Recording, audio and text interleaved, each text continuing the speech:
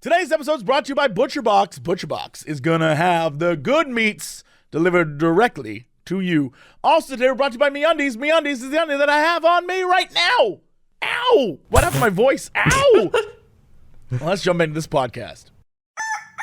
Hello, everybody. It's time for Ghost and Crendor. Ghost and Crendor in the morning. In the morning. Broadcasting live. Before our recording studio audience. Recording. Wake your ass up. It's up next Crendor in the morning. Hello, everybody. Welcome to the episode of Cox and Crendor in the morning. Ow. Ow. Ow. Ow. I don't know what was going on there, but here we are. We're here now.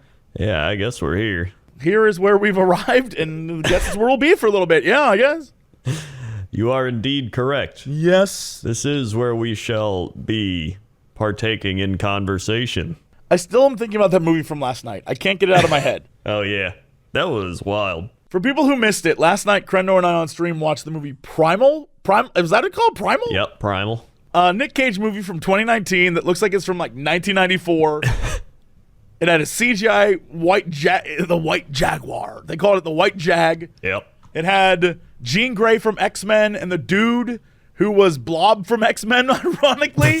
And just like, I don't know how to describe it except it was, every scene was highly entertaining, but combined together made no sense. It was a movie that made no sense. I loved it. I thought it was great. All I know is it had just so many good tropes and so many weird things. Like the guy initially that was like when the movie opens up and you got the guy who's like senor, but then he talks in like but then he talks like he like a guy being like, hello, I'm an American. But then he like starts speaking like perfect Spanish and you're like, oh, okay.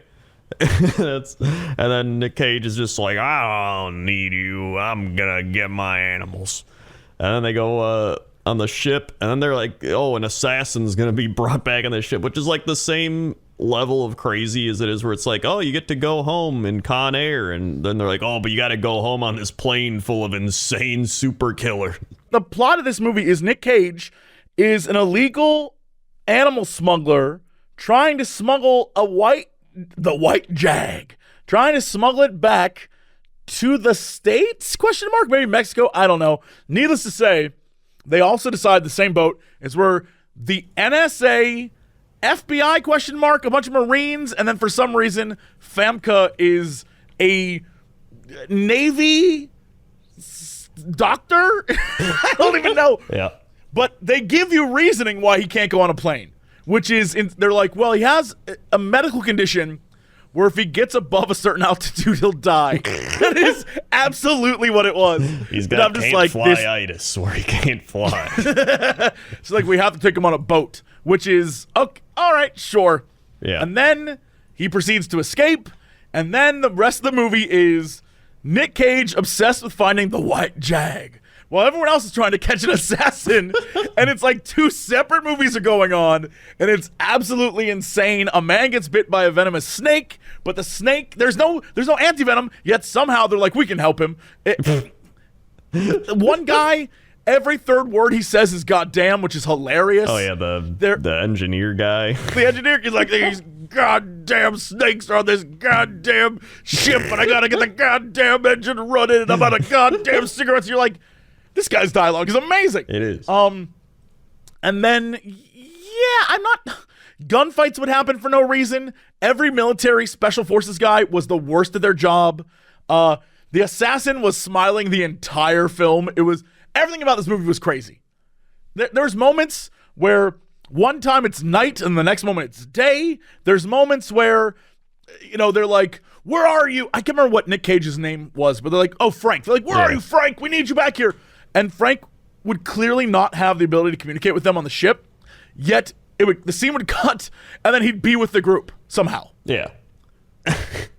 There's one moment where the screen literally just cuts to black, and nothing was resolved. It just, in the middle of a scene, it cuts to black, and then they move to another scene. Like, it was insane.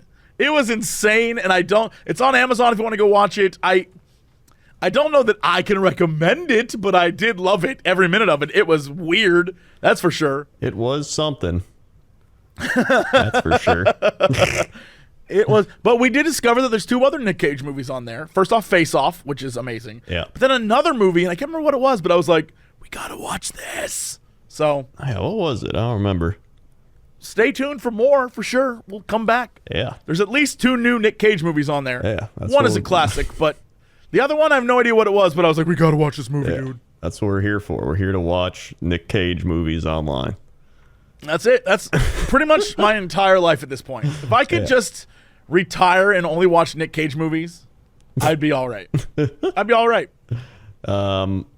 Speaking of that, on that stream, you mentioned that you had a crazy day yesterday, and then you were like, "Yep, I'm gonna stop talking. I'm gonna have everyone turn into the podcast or tune into the podcast, turn and tune in." Well, so my dad's birthday is Monday. Yeah. Monday's the 7th, right? I think so. So my dad's birthday is Monday, and my parents wanted to go do stuff. They were like, "What are we gonna do to celebrate your father's birthday?" And we had plans originally to go to dinner at this place, and then they were like, whatever. And then they wanted to go to this place called Solvang, which is it's in California. It's about 2 hours north of LA. It's near Santa Barbara. It's like up in the mountains, kind of. And I've never been there, and I was like, I'd love to go. And so they decided that instead of doing it on Monday, we'd do it yesterday, Saturday. And we, hopped in the car. By the way, my parents are amazing. They never want to do anything during Jesse hours. It always has to be parent time, which means I'm up at like 6:30 in the morning to go pick them up by 7:30 to then drive up into the mountains because they're like, we got to get there early. We got to get there early, Jesse. I'm like, oh my God. All right. Like there's any rush to get there, but they were like, we got to get there early. So I picked them up and we drive 2.5 hours north. The entire time we're driving up, my mom's like, look at the water. Oh, the ocean. And I'm like, I have to drive, Mom. I have to think, look at the mountains are so interesting. Look at the mountains, Jesse. I'm like, I got to drive, Mom. Meanwhile, my dad's in the back seat. She could be telling him. And I was like, just talk to Dad about it. And my dad was like, I am back here. And then she tries to talk to him about it. My dad does not care. So anyway, we we drive through all these towns, and as we're, it's all these oceanside, beautiful, beautiful towns. But as we're driving through, Mom's like, remind me on the way back, we need to stop at an outlet mall. I'm like, why do we need to stop at an outlet mall, Mom? She's like, well, because, I want to get a jacket. I got to get a North Face jacket. I don't want to order one. I want to try it on. I'm like, okay, fine.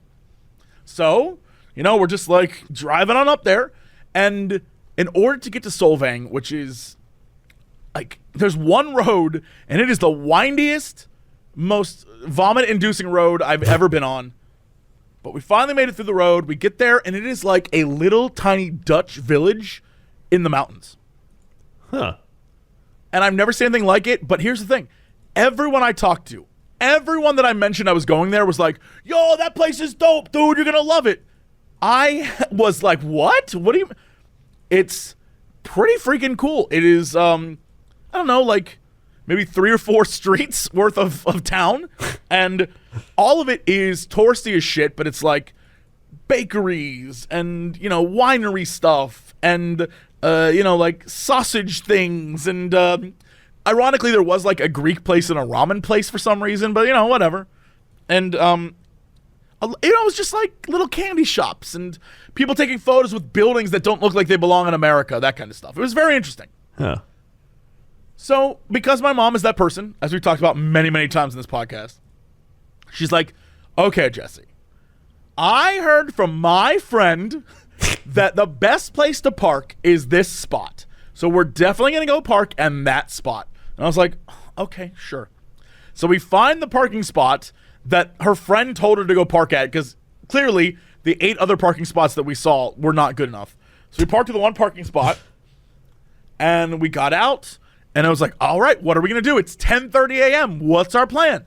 What are we going to do? My mom was like, there's a place called the Solvang Bakery, and we need to go there because I want to get a Danish and some coffee, and I heard it's amazing. And we're like, okay. So, where do we go, Mom? She looks at us, and she's like, let me type it into my phone. So now let me change that. She doesn't type. She goes, Siri, directions to Solvang Bakery, as loud as possible.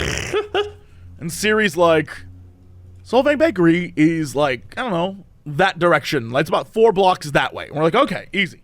4 blocks, simple. So we start walking over, and we see all these different places. Everything's closed, by the way. It's Saturday at 10:30 in the morning. Most stuff is just opening, right? Yeah. And so we're walking by. My mom's like, oh, we'll go there later, and we'll go there later. We'll come back and do that. And I'm like, okay, fine. Like, this is your guys' day. This is Dad's day. You want to see this stuff? Let's go. So we start to approach the bakery, and according to the little tracker thing on our phone, it's a little bit to the left.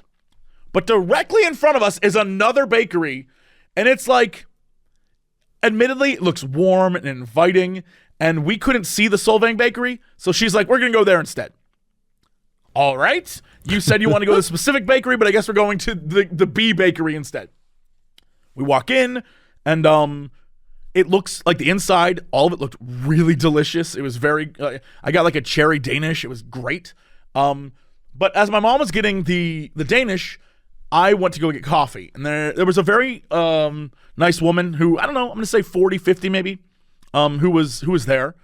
And she was, just making the coffee and stuff. And I started talking to her.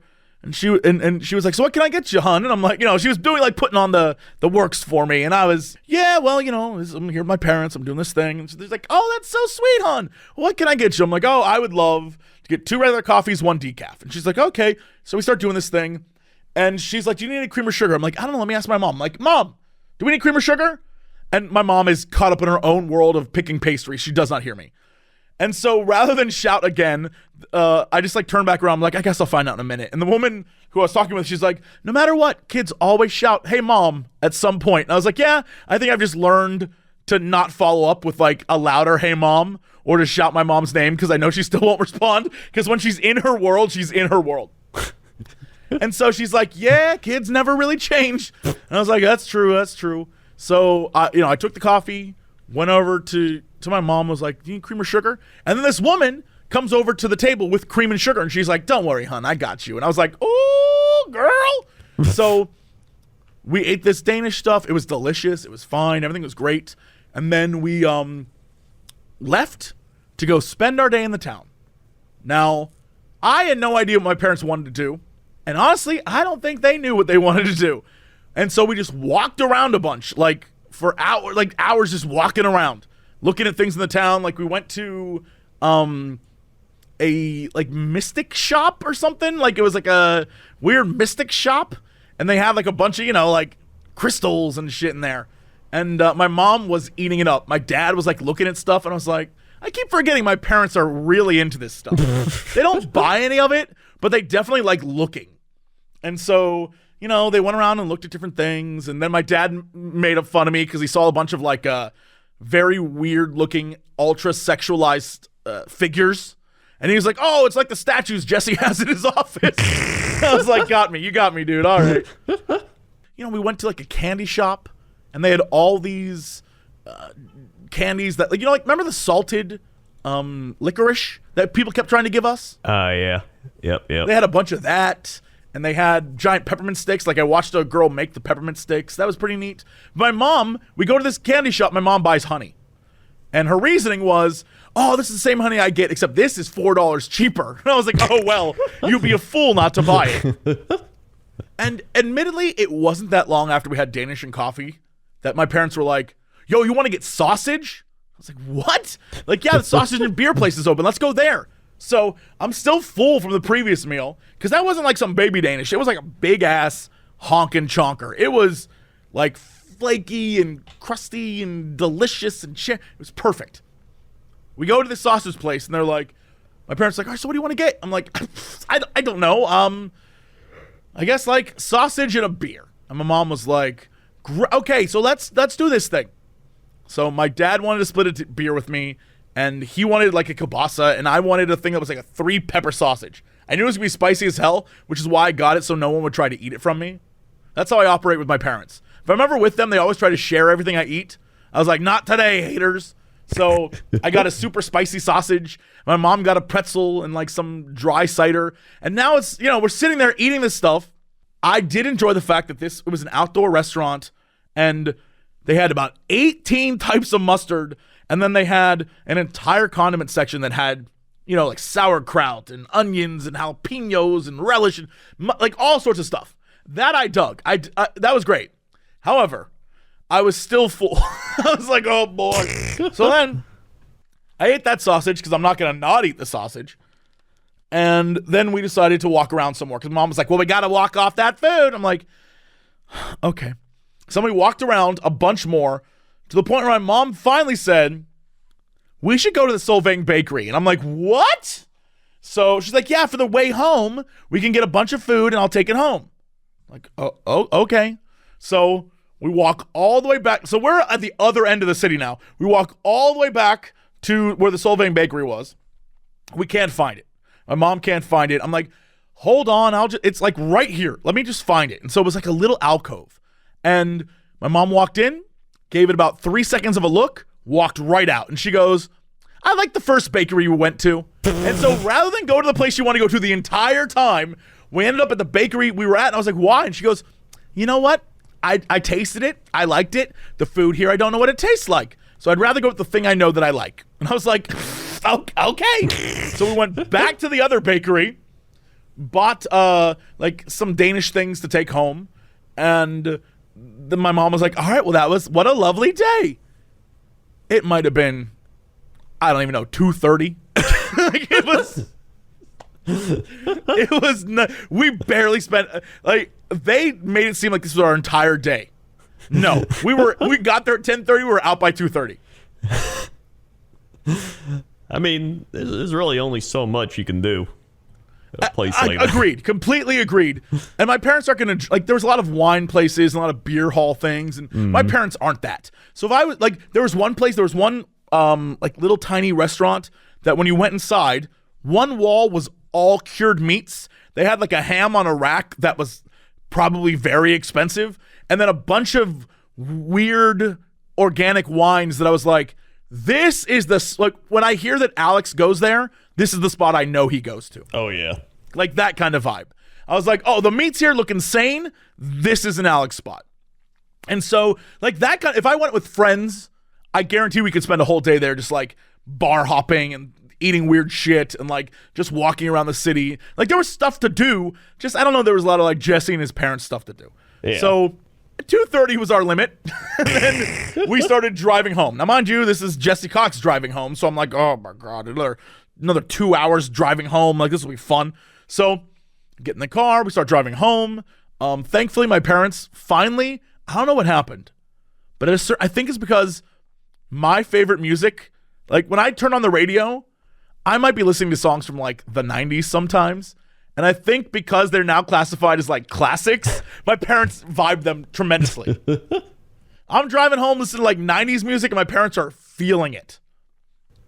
And then I changed the radio station and I think some song was on. It was like a Kendrick Lamar song. Mom was like, this is too loud. And I was like, what do you mean? She's like, the bass, it like hurts my ears. And I was like, oh my God, Mom. So, but I will say, Lizzo, they jammed hard with Lizzo. Right. When she's like, it's about damn time, they were in it. They felt it. So your dad's like, it is about damn time. That's what I'm saying. Yeah, it was great. So like sometimes it works, but a lot of the time my parents are like, that bass is too loud. I'm like, okay, all right. So, so I'm driving back and Mom was like, remember, we got to go to the outlet mall. I'm like, yeah, I got you. So we go to the outlet mall. And I'm thinking, this is going to take all damn day. This is going to be the worst. Like, everything else has been lovely. The outlet mall, I hate going to the mall with my parents because they want to try everything on and I'm just like, oh, no. So we get there. We go to North Face. We walk inside. And my mom's like, okay, what do I want? I want like a puffy jacket that's not too puffy and not too hot, but also doesn't have a hoodie, but also is black. And like, she has all these criteria in her mind about what she wants. We spend, I don't know, 5, 10, 15 minutes walking around, looking at stuff. And Mom is like, I don't know. Like, it is a hoodie. We're trying to find stuff. Bless, I think her name was Stephanie. Bless this sweet woman, one of the people that worked there. She's like, can I help you? And I was like, oh my God, yes. And my mom described what she wanted. And this girl, like a pinpoint assassin, finds the exact thing I don't know, 15 minutes. It was she found the perfect, most like flattering looking jacket I've ever seen in my entire life. And I was like, how on earth did we luck out like this? We were in and out. It was the most, I was like, oh, this is perfect. And then like we're on our way. Drove back, no fuss, everything was fine. And then my mom said, this has been a great day. We didn't even run into traffic. 45 minutes of LA traffic. You never say that. Like the minute she said, I was like, no. The minute she said it, I knew we were screwed because it was like, I don't know, 3:35 in the afternoon on a Saturday. I was like, we're doomed. Yeah. So we roll up in there, and I was like, no. We spent so long stuck in traffic. What would have taken normally 5 minutes to get home took us 45. That's how bad the traffic was. Wow, I lost my mind. There was a moment, the speed limit was 65. We were going like 5 miles an hour. I was losing my mind. It was the worst. So, like any other day in LA, that's what that was. But yeah, everything, like, surprisingly, very fun day with the parents. Who knew? Huh. Look at that. And now I can say I've been to the place that all these other people I know have been to. I enjoyed it, and I would happily go back. You know the places to go and the places to avoid, like that bakery. That bakery that my mom wanted to go to so badly and simply did not. Sometimes you find like the weird routes to take. You know, you're like, you want to go for something and then you just get diverted and you find something even better. I told my mom this. I think she got marketing hit. You know how if you want to signal to someone that it's healthy, you color it green? Or like the tips when you look at like how to paint a room and how if you paint one wall one color or like how it can change the perspective, right? The place that she went to, the place that we went to actually twice, was like open and inviting, and it was very light colored, and everything about it seemed like family friendly. And like when we went back there the second time, the woman who was there who gave us coffee earlier was like, "You couldn't stay away from me, could you?" Like that kind of stuff. Yeah. It was very. Meanwhile, the place she always wanted to go was like a very small hallway. The bakery looked like the food had been there for, I don't know, it just didn't look as appealing, not because it wasn't as fresh, because the room was brown and the floor, the tiles were like old. And so it had this vibe of like, it didn't look like you were getting quality. Right. When I get it. All the reviews she saw online said it was the best stuff in the area. I think she got marketed to. I think she did get marketed to. Plus, you never know when, like, when you like go online, you look and like some things get sponsored, but they hide that little like sponsored text or something like, "Oh, this place is great." Like you go on Yelp and it's like it's only up there because they sponsored it. That's like when sometimes I'll go to Etsy to look for weird shit for like projects here in the office. Like when we did some of the shoots for Gentleman's Gaming Club, I'd go on Etsy and buy like props and stuff, right? And when I was on there, when you type in stuff, it would give you a list, but the top row would be sponsored stuff, but you wouldn't realize it unless you like really looked. And so I'd be like, why is it suggesting this thing when I typed in Dead Space 3 helmet, right? I'm like, what the hell? And it's because it was a sponsored thing that was there. Yeah. Yeah, that's, maybe that's what happened. Maybe it was like a weird moment where I was like, I think my mom got. Like she was dead set on this thing and then so quickly changed her mind. Where she was like, you know what? I like this better. It was delicious. It was like we were there and everyone seemed like fine. And admittedly, the one we went to first, the people at the counter were very kind. There was like people walking around checking out the bakery stuff and it seemed really cool. The one we went to later, the counter people were there, but they just kind of looked at us and waited for us to make up our mind. Yeah. And when we went to the first one, they were like interacting with us and like I said, the one woman was flirting with me, but obviously was just like, this is how I deal with customers, like that kind of thing. Yeah. But it works. You feel like a little more like, I would like to go back there. So I understand why she did it, but damn, they got her. Like it was very obvious she got. With the other one, the old one, you said it was like old and like it just felt old and like the people weren't interacting, but like, did it at least look good or no? I mean, it looked good to the point where and I think this is the problem with the fact if you go to like a Danish town or whatever in the United States like this. So the one we went to later, my dad saw a loaf of like raisin bread with like an icing drizzle on it. Yeah.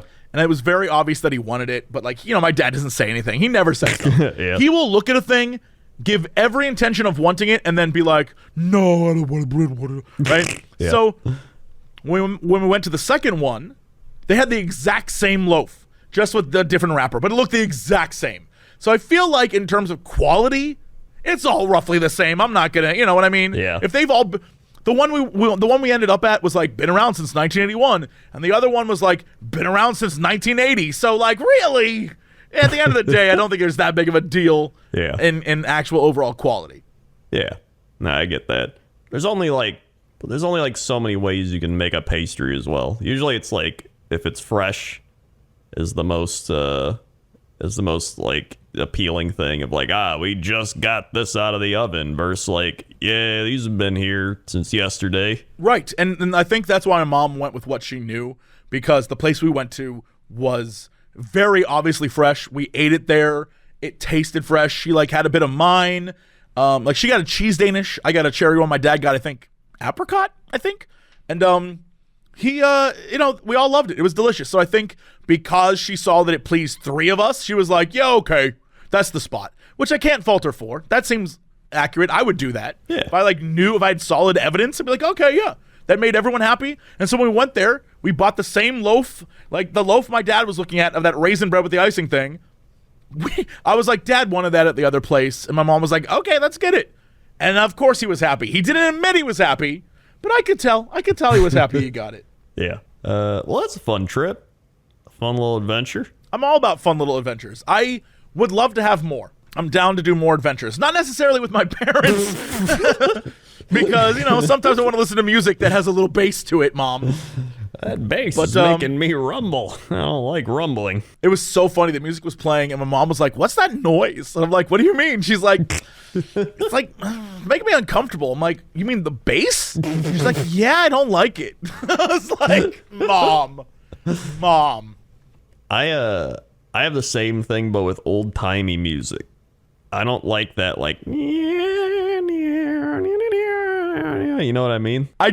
I do know what you mean. There's a game that we played called Madison on Scary Game Squad. And one of the big tropes of a lot of scary games, they have, like, for some reason, a record player that plays, like, you're gonna die, baby, like that kind of stuff. But in Madison, the song they play is, Crendor, if you listen to it, you would lose your mind. It is like, Bloodies is behind you. And the music is, like, so great. It's terrifying. But it is that same, I know exactly what you mean, because every time it played, I would physically get uncomfortable. Yeah. Because it was so, like, it pierced my, it was awful. It was got awful. That graininess to it from the record yes. player. Like, yes. And it's just like, to you, my doll, I'll be you. And I'm just, it just makes me depressed. Like, I think back to the 1940, like, whenever it was, I'm like, dude, this just makes me want to drink. Like, no wonder. My God. It's really upsetting. You're right.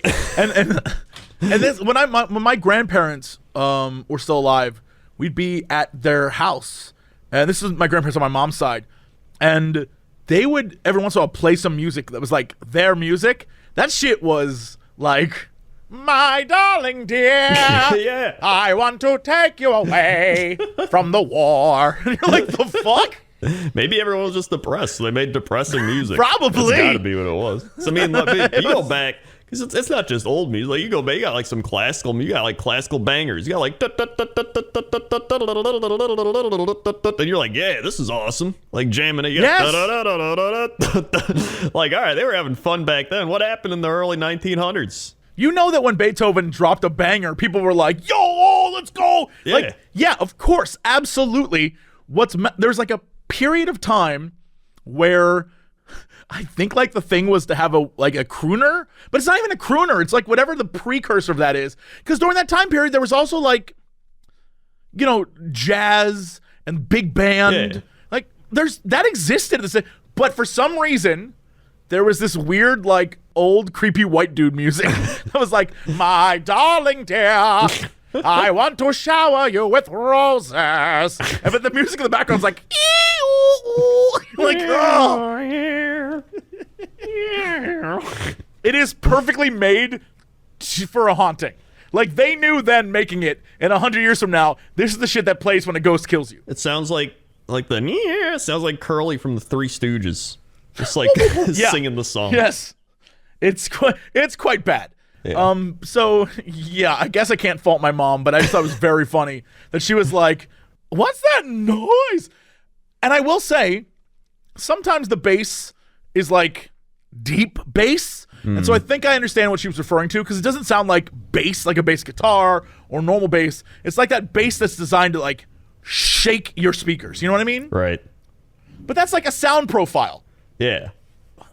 Like that too is music. Yeah. Like, I'm not going to sit here and be like, the music my grandparents listened to was shit because it sounded weird. They clearly loved it. I'm just like, I don't know if that's for me. I think music in general is just kind of your own personal taste. I mean, there's also people that are like, oh man, like there's like probably kids nowadays who are like, I love 80s music. And then there's probably people from the 80s that didn't like 80s music. Like, you got people all over the place.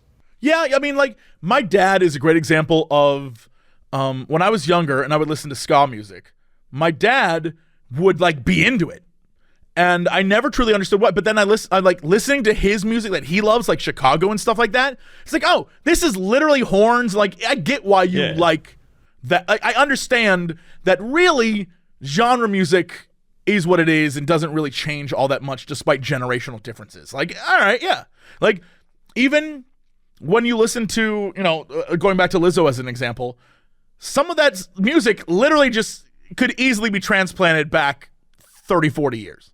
Like, it's not truly different. It's just, the way that music is done, be it through synth or be it through like deep bass or be it through like drops and shit. Like, it's all it's just a different way of expressing yourself in a certain way. Oh my God. Which, by the way, can I just say that I hate when people sample giant parts of songs?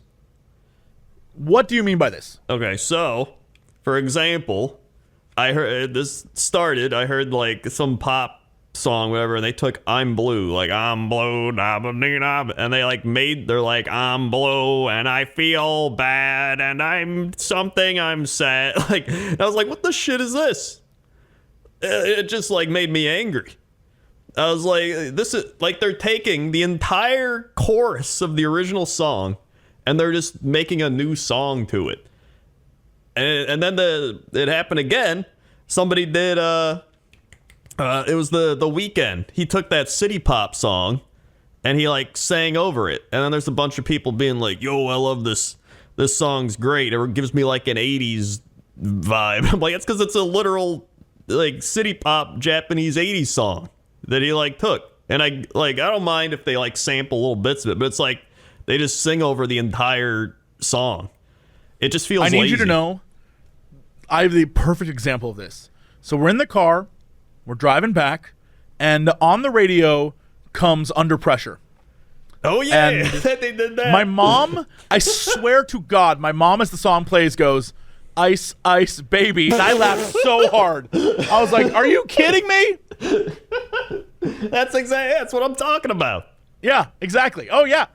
And exactly. Then, what was Jessica Simpson did the same thing. She took what was that song? God.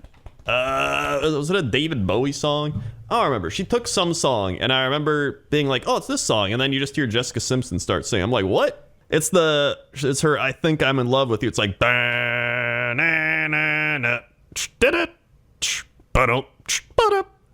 one. God, who made that? She sampled Jack and Diane. That's it. Yes. That song? Yeah, but she did, I think that I'm in love with you. Like, I just hate it. It just feels lazy. You know what I mean? It feels like the video game companies pumping out like Call of Duty over and over again and all these things because they were like, oh, this worked before. We'll just do it again, but like sing something different. Like, I hate it. The person I think who is criminally responsible for this, P. Diddy. I don't want to start a beef with P. Diddy, but I feel like it needs to be acknowledged. Back when P. Diddy was putting out music, I'll Be Missing You. That song. He's like, I'll be missing you. That song. Yeah. He did that song for the Godzilla soundtrack that was literally just Led Zeppelin, and he changed nothing. Yeah. Like, the man, he's a criminal mastermind at that shit. And it happens way too frequently, and it's almost, they're like one joke away from being Weird Al. Yeah.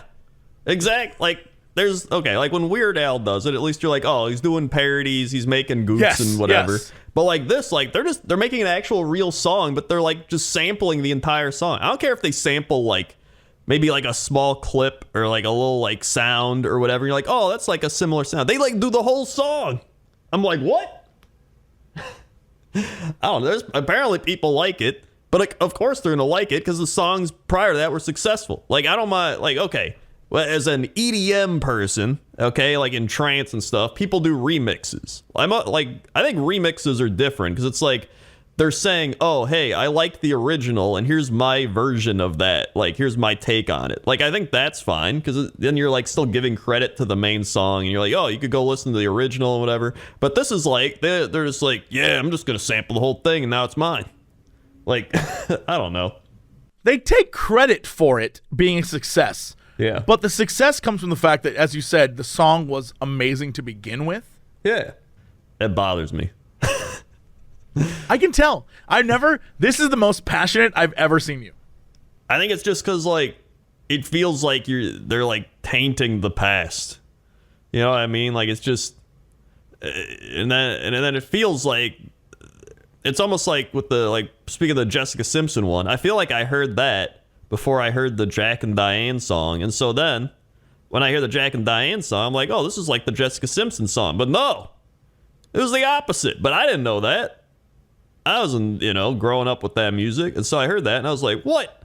Right? And, you're getting tricked. It almost feels like you're getting tricked. That makes me angry. Like, it's like if somebody, took my Lucky Do rap, and then they, like, made their own song out of the Lucky Do rap beat, and then everyone liked it. I'd be like, that's my Lucky Do rap, right? I almost feel like I should totally just take your Lucky Do song and just be like, Final Fantasy 14 is the game for me. What do you do when you play that game? It's so lucky when you play the game. Like that, like a really shitty version. Yeah, you're not even singing along to it. Yeah. Just like, but your song is just in the background. That would be pretty good. Be like, I heard you hate this, so here's my tribute to you. Yeah, I hate it. It's dumb. You know what you shouldn't hate? Yeah. Me undies. Whoa. The holidays are officially upon us. I don't know how we got here. I guess after Halloween, it's holiday season. It's true. And Me undies, they love to celebrate the holidays too. Because it is the perfect time to get nice and cozy and just stay inside with your family or your loved ones or whoever, your little fur babies, whatever the case may be. Get your holiday shopping done early and start making time for yourself with the new Me Undies holiday collection. Their undies, loungewear, and sleepwear are made out of the softest, most supple fabric you've ever felt and are guaranteed to bring comfort and joy to all of your loved ones. This ain't even fooling. I know my man Crendor knows. I know that I know. I see your tweets. I see you out there. I see you tweeting at us. People are trying Me Undies and they are loving them. Our dear boy Davis is like hooked now. Absolutely. They are the best. Hands down. It's true. I was in a real life situation with my friend who doesn't even watch YouTube gamer people, and he was just like, I was like, oh yeah, I got a Me Undies thing on our podcast. He's like, are those actually good? And I was like, I love them. I've had them for years. And he was like, dude, I might get that. And I was like, yeah, you should. Look at that. I was promoting the real life people that don't even listen to our podcast. They're fantastic. They really, again, I don't know what the hell a micromodal is. I don't know how they make it. I don't know like what the magic process is, but I do know that for some reason it feels like you're wearing absolutely nothing. It is the most perfect pair of underwear you could possibly put on your body. And the best part is They come in all sorts of fun things, like for the holidays, classic plaid prints. They've got plenty of those. Little traditional, picture-perfect, wearing your little plaid undies for your Christmas picture. You could do that. You could make that happen. Put on a fun little sweater. They are available in sizes extra small to 4XL, and MeUndies has whatever it is you need to make this holiday perfect. Like I said, they've got loungewear and sleepwear and shirts and bralettes, the whole thing. Feel free to jump in right now as the holidays approach and get 20% off your first order, free shipping, and 100% satisfaction guarantee. All you gotta do is go to MeUndies.com/Crendor. That's me. That's MeUndies.com/Crendor. That's me. Also today, we're brought to you by ButcherBox. Oh my goodness, now is the time. The holidays, like we just said, are approaching, and let me tell you, turkey, it's that month, y'all. It's that month, and ButcherBox has got the turkey for you. ButcherBox takes the guesswork out of trying to find high-quality meat and seafood that you can trust at the grocery store or wherever you're getting your food from, right? They've got 100% grass-fed beef, free-range organic chicken, pork raised crate-free, wild-caught seafood, humanely raised, no antibiotics, no added hormones. And the best part is, it's the ultimate convenience. It just shows up at your doorstep. Free shipping in the continental US, no surprise fees. Plus, there's a ton of variety of boxes to choose from, all of which are curated and customized to whatever plan you want. And the best part is, because they do seasonal things like wink, wink, wink, turkey, right now, you can get some really great Thanksgiving prep work done by having ButcherBox in your life. Now, Crendor, you and I have had plenty of ButcherBox meat. That's for sure. That's a truther. And all of it is delicious. And the best part is if you can't get to it all right away, just throw it in the freezer. It's ready to go when you need it. It is absolutely perfect. And it's great to just have well, you know what? Chicken. Let's do chicken tonight. Oh, is this bacon? Sure, let's have bacon. You can have any sort of crazy thing you can think of. And it's the convenience and the quality is there. And that's what matters to me. The main course for Thanksgiving can sometimes be kind of a stress, right? Well, ButcherBox has got you covered because right now, if you go to butcherbox.com/Cox and use code Cox, you can get a 10 to 14 pound turkey free with your first box. What? I know, dude. That's butcherbox.com. That's a big ass. Butcherbox.com/Cox. Get the deal right now. You get the free turkey with your box. So not only are you getting steaks and seafood and pork and chicken or whatever fancies your belly, you're also getting a turkey free. That's just saving time and energy right there, my friends. So go to butcherbox.com/Cox. Use code Cox to claim the deal. Butcherbox.com/Cox. All right, Crendor, let's go to traffic. Oh boy, traffic is getting crazier. Like you said, holidays are picking up. People starting to travel again. It's getting wacky wild.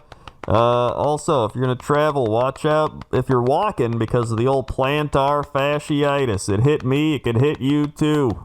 Plantar fasciitis. Back to you. What do you mean it hit you? What do you mean it hit you? I got hit by the plantar fasciitis. What does that mean? How do you just your foot hurt? Like the sole of your foot hurt? Pretty much. So I noticed I've been walking a lot more, especially because before when I had COVID, I couldn't really go to the gym or exercise a lot, so I'd just go walking. I was like, all right, get some walks in. So I think a lot of walking and everything has just aggravated my my foot. And so if you don't know what plantar fasciitis is, let me see if it actually explains it better on the internet.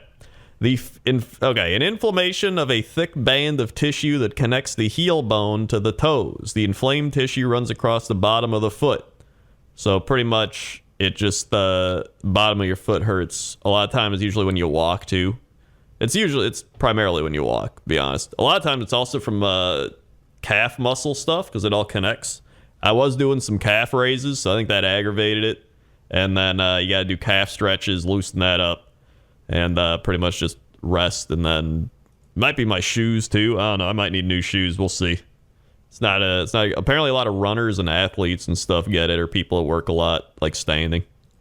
all right. I mean, I guess I'm trying to figure out. I was typing in, trying to figure out what my. So, you know, like sometimes it hasn't happened. You know what? I'm going to knock on wood like crazy. It hasn't happened in 3 years, but every so often I will wake up the next morning from sleep and the sole of my foot, I will have like sprained it. I don't know what I've done to it. I couldn't tell you, like right on the arch. Yeah, it's plantar fasciitis. It's usually worse in the morning. Well, it is. Here's the thing. I will always have it. I'll go to bed, wake up the next day, and I have it. I'm like, what? And then for like a week, I can't walk on that leg. Yeah, it's the plantar fasciitis. But how did I get it sleeping, Crendor? How did I get it sleeping? I think I was reading that when you sleep in a position, your body just naturally like makes your foot go to a position that's bad for your arch and everything, so it makes it worse. Well, I what I have come to understand is that I think I tucked my sheets in too tight. I was on that, like, I don't know what I learned, but I watched some video online about how to really make your sheets look nice. Because I got on that whole, like, I'm going to take care of my living situation. I'm going to always do the dishes right away. I'm going to keep my bed nice and clean. I'm going to, I wanted my home to be nice, right? Yeah. And so I got big on this taking care of stuff. And I think I learned to tuck my sheets in a way that was almost military-esque, but it looked very nice. But it was very tight. And what would end up happening is I think I'd slide into those covers and then probably would turn in the middle of the night, and my foot just wouldn't turn with me because it was tucked in with those sheets.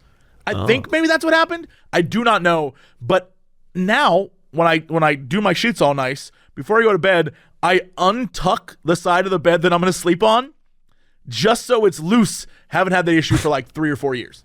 Wow. That's pretty I know. So maybe that was it. I have no idea, but now I think I got plantar fasciitis or some nonsense. It says morning pain is from the sudden tension of the plantar fascia as it gets stretched after shortening overnight because you're not using it, and so the muscle shortens in the tendon or whatever, and then you wake up and it's like, what?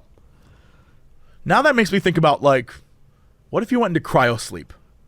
You know, like in the movies, they put someone to cryo sleep and they wake up, they're like, oh, thank God you saved me from cryo sleep. Would you wake up like... You probably would. like your entire body's just like... I'd say so. Like everything's all like tightened up and stiff. Yeah. Obviously, they're not going to show that in a movie or something, but like in real life, you'd probably wake up and be like, oh, yeah. You would be a mess, right? Yeah, you'd just be like, a mess. Yeah. You'd have to thaw out a bit. Yeah. That's the old traffic. All right, let's go to weather. Weather. We got weather for you. We got a recommendation for Coober Petty from Nicholas Barker. They said a place so barren that they moved underground and became mole men. That's all I need to say. Wait, what? How do you spell Coober Petty? Here you go. Coober Petty. Oh, that's not how I thought it was spelled at all. And it is Australia. No wonder. Right. Dude, I can't even begin.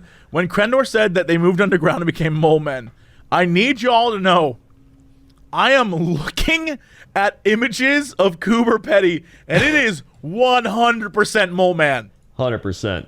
It's oh crazy. I've never seen anything like this. This is good enough. Whoppy should kick in. Whoppy? Whoppy activated. Coober Petty, South Australia, Australia. 90 degrees Fahrenheit.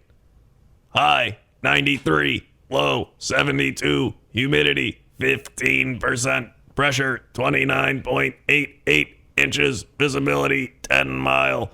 Sunrise 6:33 a.m. Sunset 7:56 p.m. Wind 16 miles per hour. Dew point 35. UV index 5 of 10. Moon phase waxing gibbous. Day. Monday 93. Cloudy skies. High 93. Winds 10 to 20 miles per hour. Tuesday, 98. Wednesday, 97. Thursday, 94. Friday, 102. Mostly sunny. Saturday, 95. Sunday, 83. Monday, 77. Partly cloudy.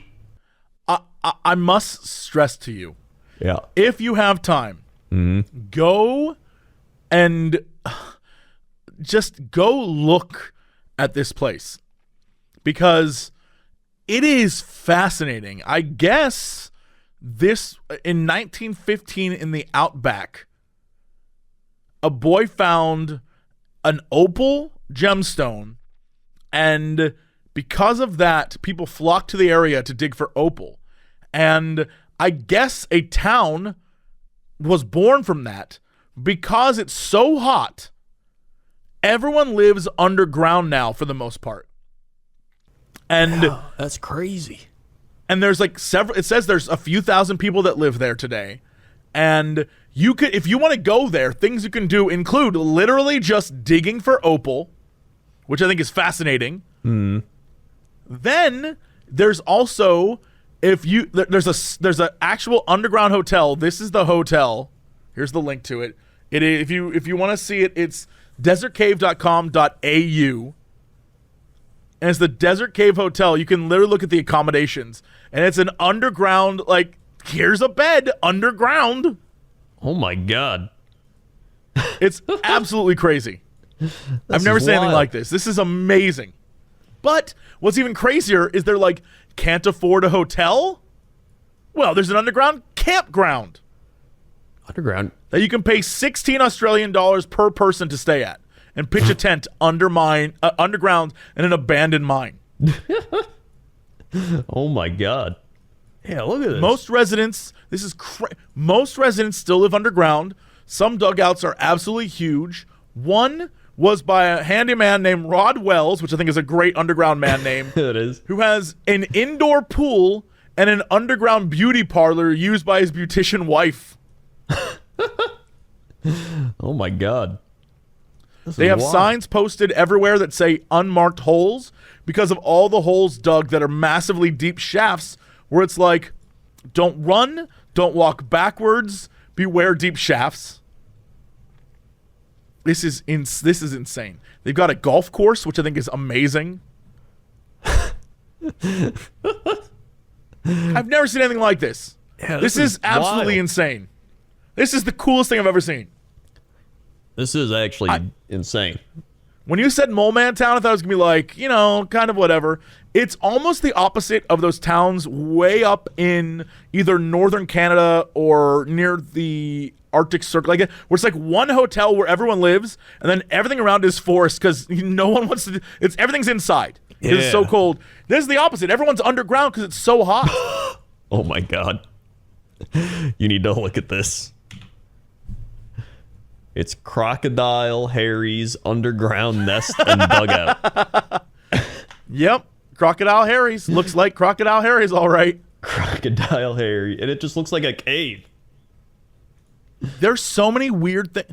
This is fascinating. It looks like people living on Mars. It really does.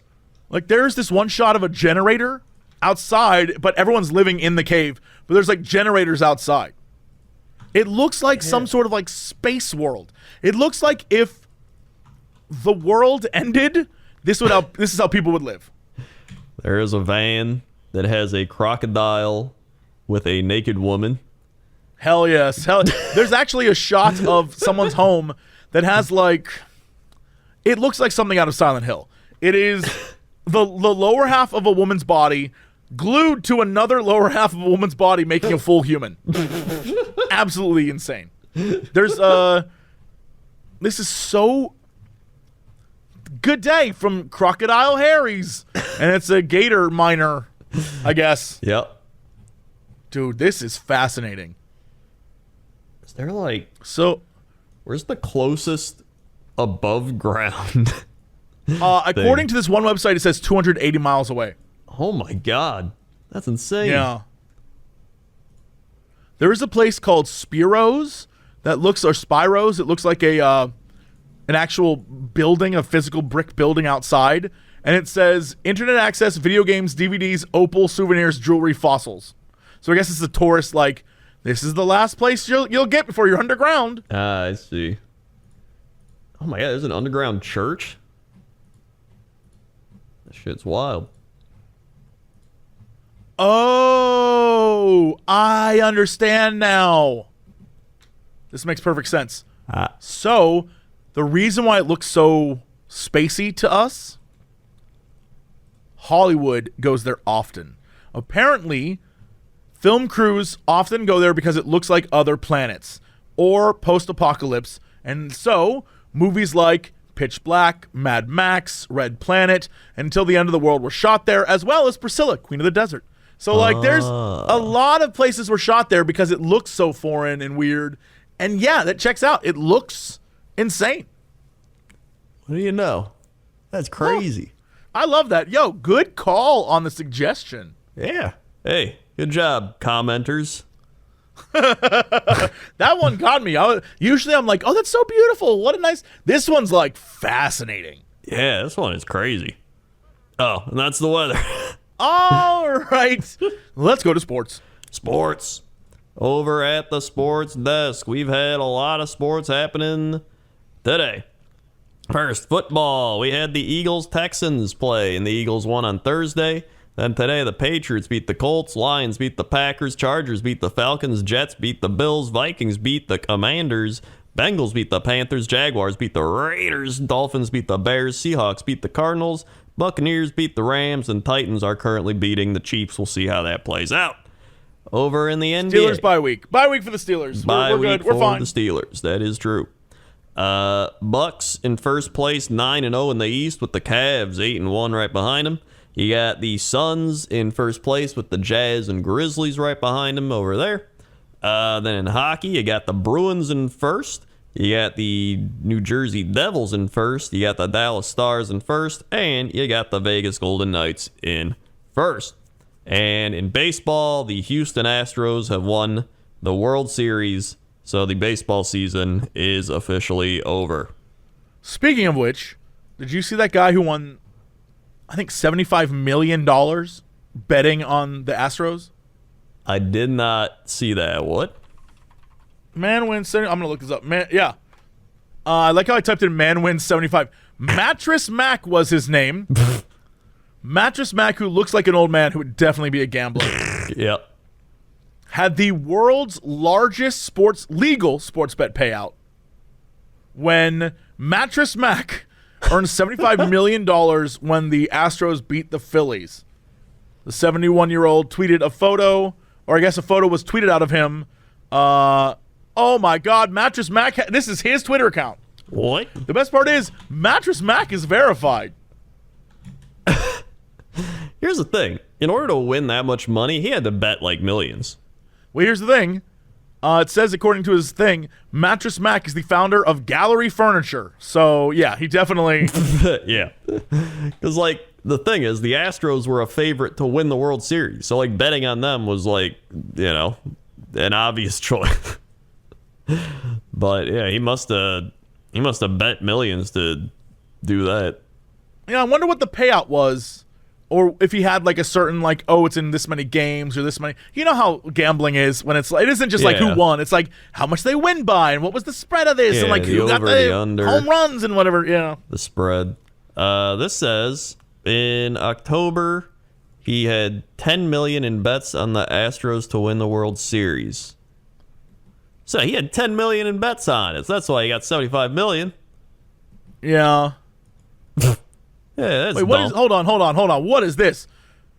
Mattress Mac said he would use the $75 million to cover the costs of new promotion in his Houston area gallery furniture stores, where he said anyone who spends $3,000 or more on a mattress will get their entire purchase for free.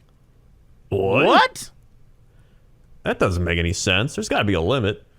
He said he would use the $75 million to cover the costs on new promotion, which he said anyone who spends $3,000 or more on mattresses would get the entire purchase free. It's what it says here. That doesn't make any sense. Maybe people, they already had to buy it by like on the day or like, because if that means going forward, that's like, I mean, like that's That is certainly a lot of money. But I guess 75 million, I guess. I don't know. It's gotta be a fine print thing where it's like, you get any furniture you want, and then it's like up to an amount of like $5,000.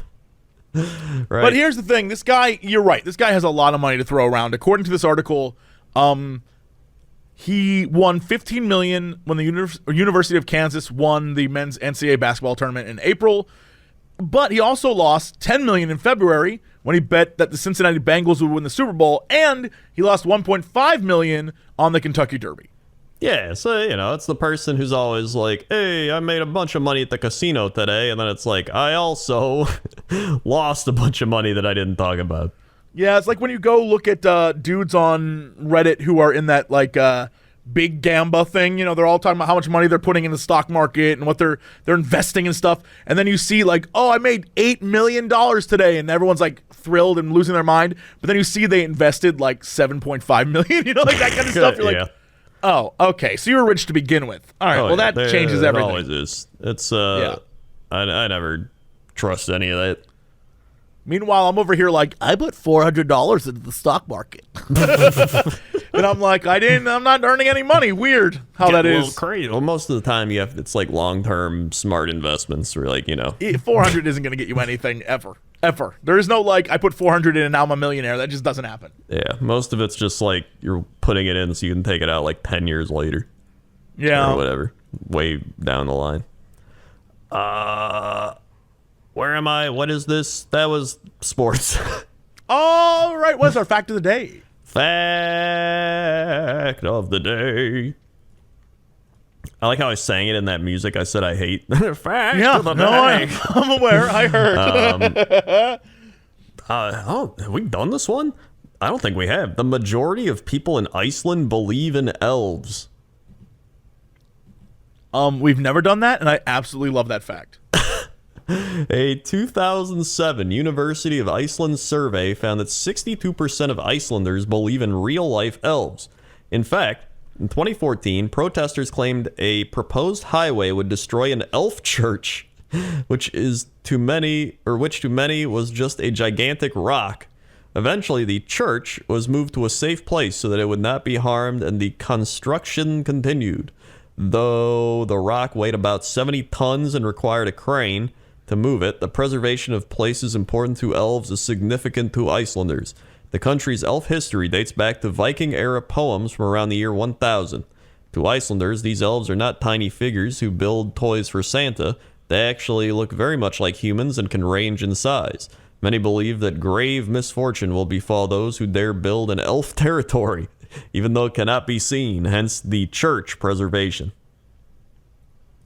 I want to let you know that I went to go look this up and see, like, all right, what do Icelanders think, right? I hope they're called Icelanders. Whatever the case may be, I was like, okay, what do they think about this? This is absolutely, like, this is a dude from Iceland, basically like, look, to say that that we believe in elves is not true. That's not true. But we're unwilling to deny that they exist, which is the same thing as saying that you believe they exist. They're like, we don't think they're real, but we won't say that. No, I'm not saying I don't think they're real, but I'm not gonna say they're not real. Yeah, he's like, look, we respect the traditions and myths and popular beliefs of our shared history, and look, we tread lightly when we enter elf territory. But it's not that we believe in elves. We're just unwilling to say that they didn't exist. Which is like the same thing a person who's like not really religious but wants to hedge their bets. Like, look, I'm not saying I believe in God, but I'm not like saying God doesn't exist. Like that kind of thing. Yeah. Like, okay, all right. Yeah. Sure. That's really funny. So yeah, elves. I mean, who knows? Maybe elves. They're in Iceland. We don't know. I would love like a few sexy elves to show up and be like, hello. Jesse, my name is Fandanfanel, the elf of Glorfindel, and I've come for your services to carry the One Ring. And I'd be like, I'm in. Let's fucking go. You literally just want Lord of the Rings elves. Yeah, badly. Very badly, yes. All right. That's your fact of the day. All right, what's our big news story of the day? I was going to do venomous cobra missing for 6 days in Swedish zoo located, but still free. because it tied into the Nick Cage thing. That's very funny. I love that it's located, but they're like, we don't want to mess with it. Yeah. That guy's venomous.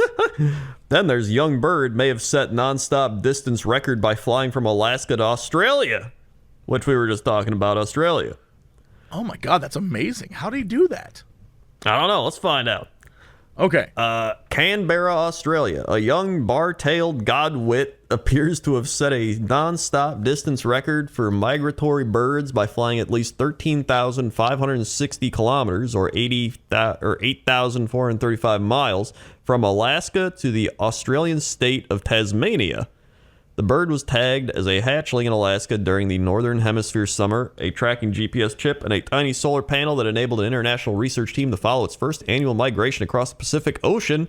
BirdLife Tasmania convener Eric Wohler said because the bird was so young, its gender wasn't known.